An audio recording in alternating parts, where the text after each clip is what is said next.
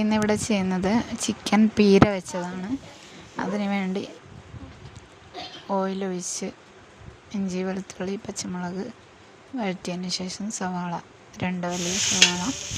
ആദ്യം ചിക്കൻ കറി സാധാരണ ഉണ്ടാക്കുന്ന പോലെ സവാളയും തക്കാളിയും പച്ചമുളകും വഴറ്റിയതിന് ശേഷം ചിക്കൻ മുളകൊക്കെ പുരട്ടി വെച്ചത് അതിലോട്ട് ഇട്ട് കൊടുക്കണം.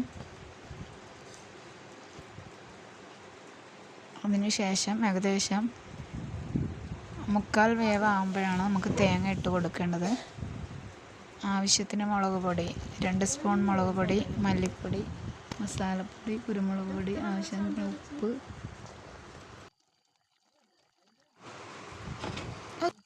ഇതിപ്പം വെളുത്തുള്ളി ചതച്ചത് ഇതിലോട്ട് ചേർത്ത് കൊടുക്കേണ്ടത്. ലാസ്റ്റ് വെളുത്തുള്ളി ചേർത്ത് നല്ല ടേസ്റ്റ് ഉണ്ടാവും.